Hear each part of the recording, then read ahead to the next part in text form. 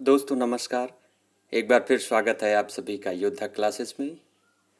दोस्तों पिछले वीडियोस में हमने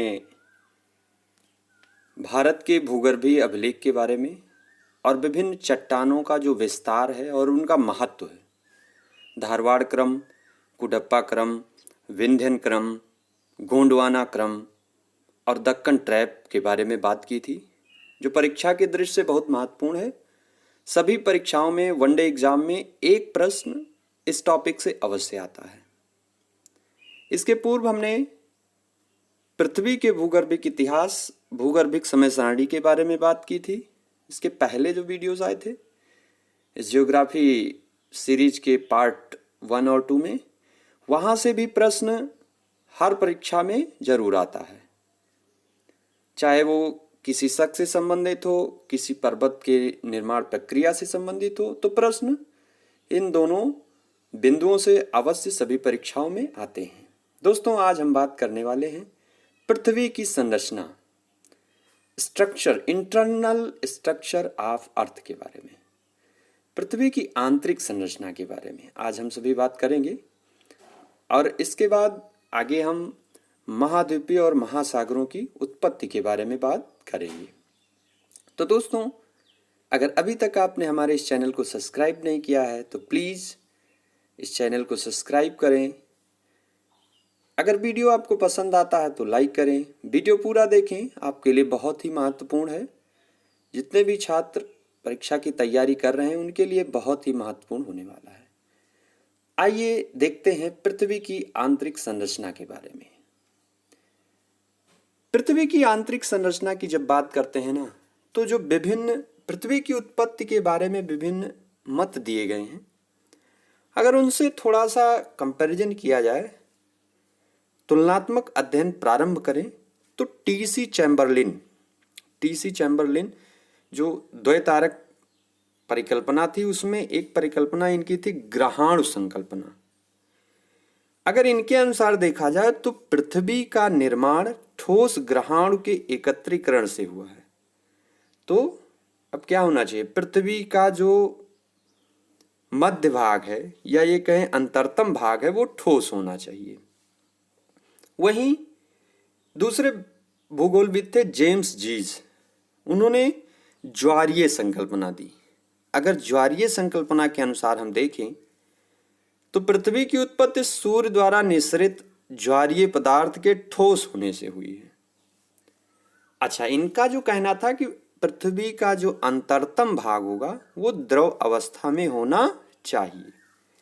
वहीं लाप्लास के अगर निहारिका सिद्धांत से देखें तो पृथ्वी का आंतरिक भाग गैसीय अवस्था में होना चाहिए। तो आप देख रहे हैं चैम्बरलिन साहब कह रहे हैं कि नहीं, अंतरतम भाग ठोस होना चाहिए। जेम्स जीज की ज्वारीय संकल्पना के अनुसार पृथ्वी का अंतरतम भाग द्रव अवस्था में होना चाहिए, और लाप्लास के निहारिका सिद्धांत के अनुसार ये गैस अवस्था में होना चाहिए। यानी पृथ्वी की आंतरिक संरचना के बारे में कोई निश्चित एक व्यू हमको नहीं मिल रहा है, कोई एक मत नहीं दिखाई पड़ रहा है। तो आधुनिक अब सिद्धांत आए, भूकंप विज्ञान के साक्ष्यों के आधार पर, ज्वालामुखी उद्गार के आधार पर पृथ्वी के आंतरिक भागों की व्याख्या की गई है। तो सबसे पहले आइए देखते हैं रासायनिक संगठन, माने किससे मिलकर बनी हुई है, किन तत्वों से मिलकर पृथ्वी का निर्माण हुआ है। तो रासायनिक संगठन ये दिया किसने, एडवर्ड स्वेस ने। एडवर्ड स्वेस ने पृथ्वी को रासायनिक संगठन के आधार पर 3 भागों में बांटा है। कौन कौन से देखें, सियाल, ये ऊपरी परत है, परतदार शैलों जो हैं वो ऊपरी परत, जिनकी रचना ग्रेनाइट चट्टान से हुई है। अच्छा, सियाल नाम क्यों पड़ा, क्योंकि इसमें सिलिका और aluminium, silicon Si, aluminium Al, इन तत्वों की प्रधानता है, इसीलिए इस परत को क्या नाम दिया गया, सियाल नाम दिया गया। दूसरी जो परत है उसका नाम है सीमा। सियाल के नीचे जो दूसरी परत है वो क्या है, सीमा है। अब इनका अगर देखें निर्माण तो बेसाल्ट आग्नेय शैलों से इनका निर्माण हुआ है। अब इनमें किन तत्वों की अधिकता है? SI माने वही सिलिकॉन, और Ma यहाँ डिनोट कर रहा है मैग्नीशियम को। तो सिलिकॉन और मैग्नीशियम की प्रधानता होने के कारण इस लेयर को क्या कह रहे हैं? सीमा कह रहे हैं। तीसरा है निफे, ध्यान दीजिएगा, निफे ये पृथ्वी का जो तीसरा और अंतिम परत है उसको निफे कहते हैं। क्यों निफे कहते हैं? क्योंकि इसमें निकेल और आयरन तत्वों की प्रधानता है। ठीक है दोस्तों, अब और भी बहुत सारे मत दिए गए हैं। भूकंपीय आधार पर इसको पुनः, या भूकंप की जो लहरों के आधार पर पृथ्वी में 3 मंडल बनाए गए हैं: लिथोस्फीयर, पायरोस्फीयर और बैरीस्फीयर। लिथोस्फीयर फिर से वही ऊपरी परत जिसकी गहराई 100 किमी तक मानी गई है, ग्रेनाइट चट्टान से बनी हुई है। अच्छा, ये घनत्व का अंतर भी व्यक्त करता है जो भूकंपीय आधार पर। लेकिन दूसरी परत पायरोस्फीयर, मिश्रित मंडल भी इसको कहते हैं, और तीसरी परत है बैरीस्फीयर जिसका घनत्व सर्वाधिक है क्योंकि भारी तत्वों लौह और निकेल से इनका निर्माण हुआ है, तो इसलिए इनका घनत्व अधिकतम है।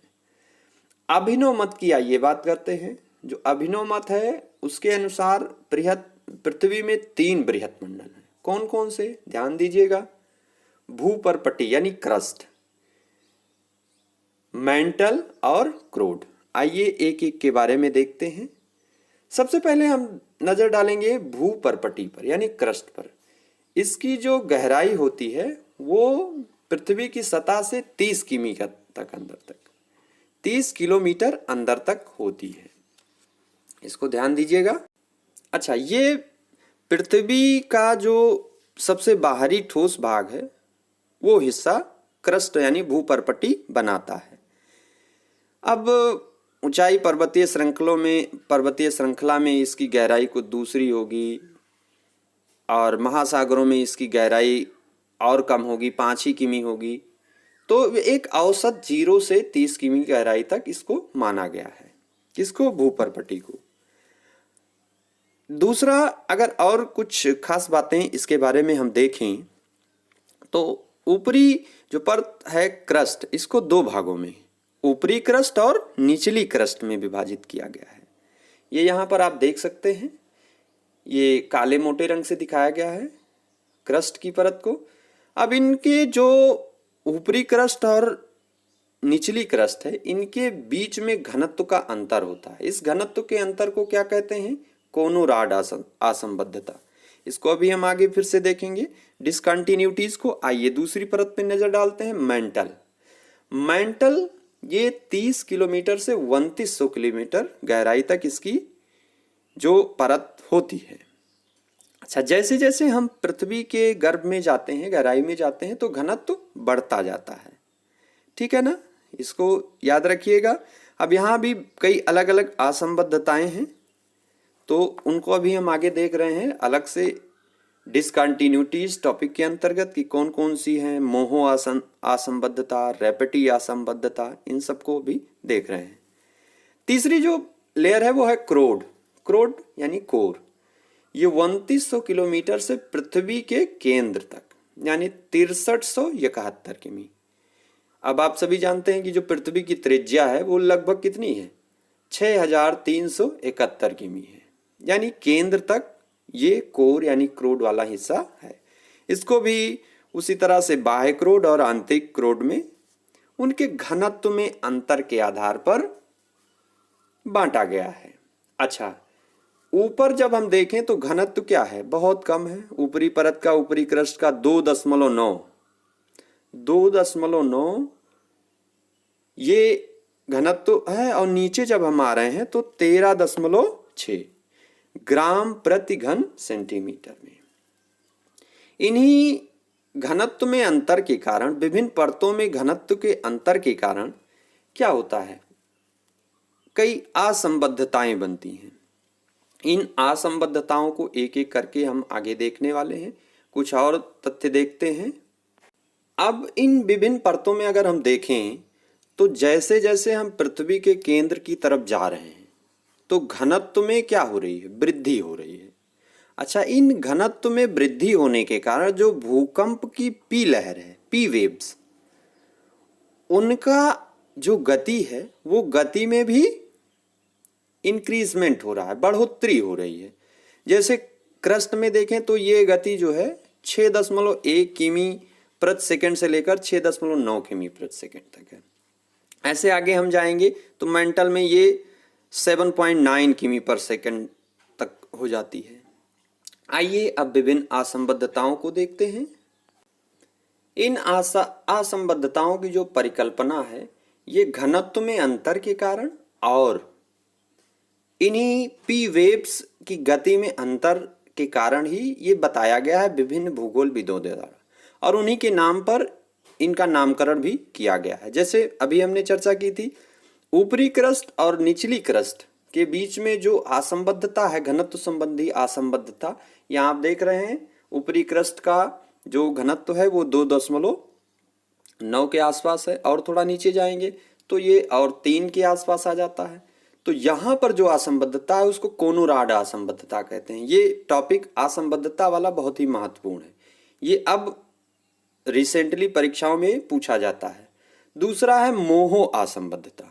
मोहो असंबद्धता अगर हम देखें तो ये आप देख रहे हैं यहाँ पर ऊपरी मेंटल किसके बीच में है, ऊपरी मेंटल और किसके बीच में है, ध्यान दीजिए, ऊपरी मेंटल और निचली क्रस्ट के मध्य में जो घनत्व संबंधी असंबद्धता है उसको मोहो असंबद्धता नाम दिया गया।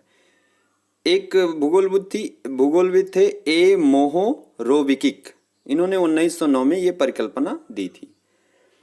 नीचे उसके देखें रेपटी असंबद्धता, ये ऊपरी मेंटल और निचली मेंटल के मध्य में जो घनत्व संबंधी असंबद्धता है, आप यहाँ पर देख पा रहे होंगे घनत्व में अंतर कैसे हो रहा है, तो इसको रेपटी असंबद्धता। उसके बाद है गुटेनबर्ग असंबद्धता, ये निचली मेंटल और बाह्य क्रोड के मध्य घनत्व संबंधी असंबद्धता को क्या नाम दिया गया है, गुटेनबर्ग असंबद्धता। इसी तरह से नीचे आपके आ जाता है एक और लेहमैन असंबद्धता, जो बाह्य क्रोड और आंतरिक क्रोड के बारे में है। आइए अब कुछ और तत्वों को देखते हैं। संपूर्ण पृथ्वी में विभिन्न तत्वों का प्रतिशत क्या है, कौन कौन से प्रमुख तत्व संपूर्ण पृथ्वी के निर्माण में अग्रणी भूमिका निभाते हैं। तो हम देखें संपूर्ण पृथ्वी की बात हो रही है, इसमें लोहा आयरन सबसे ज्यादा है 35.5%, उसके बाद ऑक्सीजन है 30%, सिलिकॉन है 15%, मैग्नीशियम 13%, उसके बाद और आप यहाँ देख पा रहे हैं निकल, गंधक, कैल्शियम और एल्युमिनियम। ये प्रमुख तत्व संपूर्ण पृथ्वी में इनका प्रतिशत है। ये वनडे एग्जाम में, छोटे एग्जाम में ये पूछा जाता है कि संपूर्ण पृथ्वी में कौन सा तत्व सबसे अधिक मात्रा में है, या इसके बाद अभी हम क्रस्ट में भी देखने वाले हैं कि क्रस्ट में तत्वों का प्रतिशत किस हिसाब से है, कौन सा तत्व सबसे ज्यादा मात्रा में पाया जाता है। ये भी आपके लिए महत्वपूर्ण है, इसको थोड़ा सा ध्यान में रखिएगा। जो प्रमुख 3 तत्व हैं वो कौन कौन से थे, लोहा यानी आयरन, ऑक्सीजन और सिलिकॉन, फिर उसके बाद मैग्नीशियम। अब हम देखेंगे इसके बारे में क्रस्ट में इन तत्वों का प्रतिशत कैसा है। क्रस्ट में अगर हम देखें तो सबसे ज्यादा जो प्रतिशत आता है वो ऑक्सीजन का, लगभग आधा 46.8%। कितना परसेंट, 46.8%। ये आप यहां पर देख पा रहे होंगे। सिलिकॉन का प्रतिशत 27.7 है। ये क्रस्ट में ऊपरी परत जो है उसमें तत्वों का प्रतिशत बताया जा रहा है। तीसरे नंबर पे आता है एल्युमिनियम 8.1%, लोहा 5%, कैल्शियम 3.6%, इसके बाद सोडियम, पोटेशियम, मैग्नीशियम वगैरह वगैरह। तो ये बहुत ही महत्वपूर्ण है, इसको आप याद रखिएगा कि क्रस्ट में सर्वाधिक प्रतिशतता किसकी है, ऑक्सीजन की। संपूर्ण पृथ्वी में सर्वाधिक प्रतिशतता किसकी है, लोहा यानी आयरन की। कुछ और तथ्यों को अगर हम देखें तो ये जो क्रोड है ये संपूर्ण पृथ्वी का आयतन में अगर देखें तो केवल 16% है, लेकिन अगर द्रव्यमान में देखें तो ये 32% है। कितना प्रतिशत? 32%। इसी तरह से मेंटल आयतन की दृष्टि से देखें तो ये संपूर्ण आयतन का 83% है। कितना परसेंट? 83%। द्रव्यमान के आधार पर ये 68% है। इसको भी आप याद रखिएगा कि मेंटल जो है ये पृथ्वी के कुल आयतन का 83% है और द्रव्यमान के आधार पर 68% है। तो दोस्तों आज हमने बात की पृथ्वी की आंतरिक संरचना यानी इंटरनल स्ट्रक्चर ऑफ अर्थ के बारे में। मुझे आशा है कि आप लोगों को वीडियो पसंद आया होगा। अगर वीडियो पसंद आता है तो इसको लाइक करें, शेयर करें ताकि दूसरे लोग भी लाभान्वित हों और हमारे इस चैनल को सब्सक्राइब करें। दोस्तों अब इसके आगे हम अगले वीडियो में बात करेंगे महाद्वीप तथा महासागर, इनकी उत्पत्ति कैसे हुई, इसके लिए विभिन्न सिद्धांत कौन कौन से हैं। एक बार पुनः आप सभी को बहुत बहुत धन्यवाद वीडियो देखने के लिए। आप सभी स्वस्थ रहें, मस्त रहें और इस महामारी के दौर में अपने घरों में सुरक्षित रहें। इसी आशा के साथ सभी को नमस्कार, bye bye, have a nice day.